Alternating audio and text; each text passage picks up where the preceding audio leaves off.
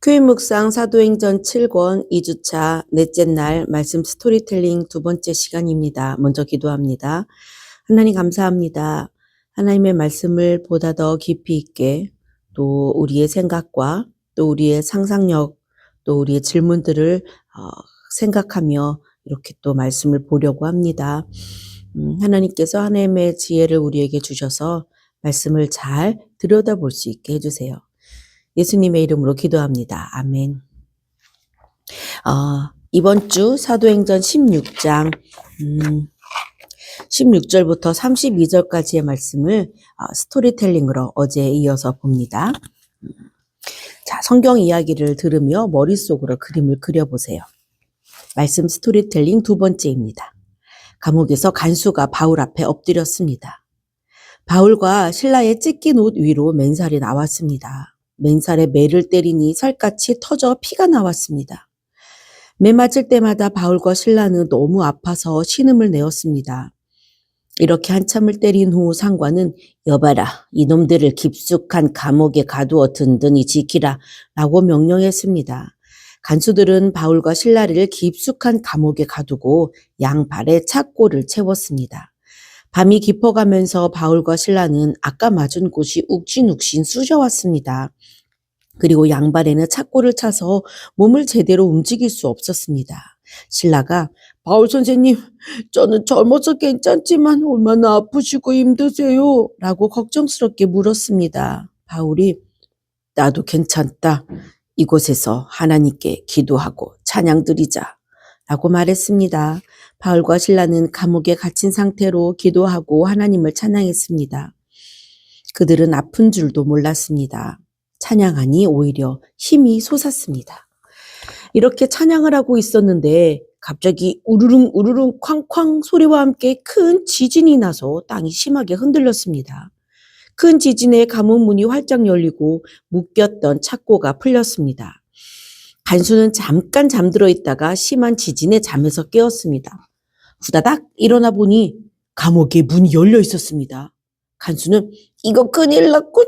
죄수들이 다 도망갔으니 나는 이제 죽었구나 하면서 칼을 빼 자살하려고 했습니다. 바울이 이 광경을 보고 다급하게 여보시오, 내가 도망치지 않았으니 멈추시오 라고 소리쳤습니다. 간수가 보니 정말 죄수들이 도망가지 않고 그 자리에 있었습니다. 간수는 도망가지 않은 바울과 신라가 이해되지 않았습니다. 사람들은 뭐지? 보통 분들은 아니야 라고 생각했습니다. 간수는 어느샌가 자기도 모르게 바울과 신라 앞에 엎드려 선생님, 제가 어떻게 해야 구원을 받겠습니까? 라고 물었습니다. 바울은 간수를 지극히 바라보며 주 예수를 믿으세요. 그러면 당신과 당신의 가족이 구원을 받습니다. 라고 말했습니다. 간수는 너무 기뻤습니다. 그리고 바울을 청하여 그 집에 있는 모든 사람에게 예수님 복음을 듣게 하였습니다. 간수와 그의 온 가족은 구원을 받고 다 세례를 받았습니다. 루디아는 감옥에서 나온 바울과 신라를 보고 바울 선생님 무사하셨군요 하고 반갑게 맞이했습니다.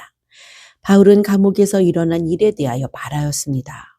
루디아와 모든 사람은 바울의 말을 들으면서 흥분하여 두 손에 땀이 났습니다. 간수와 그의 집이 구원을 받았다는 말에 모두 할렐루야 하고 소리치며 손뼉을 쳤습니다. 자, 이제 질문 한번 하나하나씩 생각해 볼까요? 먼저 기본적 질문 이어집니다. 1번, 상관이 바울과 신라의 양발에 무엇을 채웠나요? 착고를 채웠죠. 2번, 한밤중 바울과 신라는 감옥에서 무엇을 했나요? 찬양과 기도를 했습니다. 3번, 그때 지진이 일어나 감옥이 어떻게 되었나요? 옥문이 열리고요. 모두 묶여있던 것들이 풀렸어요. 잠을 자다가 깬 간수는 무엇을 하려고 칼을 뺐나요? 자살을 하려고 칼을 뺐어요. 5번입니다. 간수는 바울 앞에 엎드려 뭐라고 물었나요? 어떻게 해야 제가 구원을 받습니까? 라고 물었지요. 이에 바울은 간수에게 어떤 대답을 했나요? 예수님의 복음을 믿으세요. 그래야 당신과 당신의 가족이 구원을 받습니다. 그랬지요. 자, 한 걸음 더 질문입니다. 감옥에 갇힌 바울과 실라는 얼마나 아프고 괴로웠을까요? 얼마나 아팠을까요? 뭐 몸살 감기, 독감, 코로나 걸린 것보다 더 아팠을 거예요. 몸에 이렇게 힘을 주려고만 하면 뼈가 부러지는 것처럼 그렇게 아팠을 것 같아요. 그리고 살갗이 힘을 주면 자꾸 또 터져 나오고 또 터져 나와서 또 아팠겠죠. 쓰라리고 말이죠. 자, 2번입니다. 그럼에도 불구하고 바울과 실라는 어떤 마음으로 기도하고 하나님을 찬양했을까요? 오늘 죽어도 좋습니다. 이런 마음으로 찬양했을 것 같아요. 오늘 죽으면 하나님 내 영혼을 책임져 주세요. 하나님의 나라에 나를 데리고 가실 거죠? 나 예수님 만나고 싶어요. 이런 마음으로 찬양하고 기도했을 것 같아요. 은혜로 살아나면 또 복음을 전하고 죽는 것도 은혜다.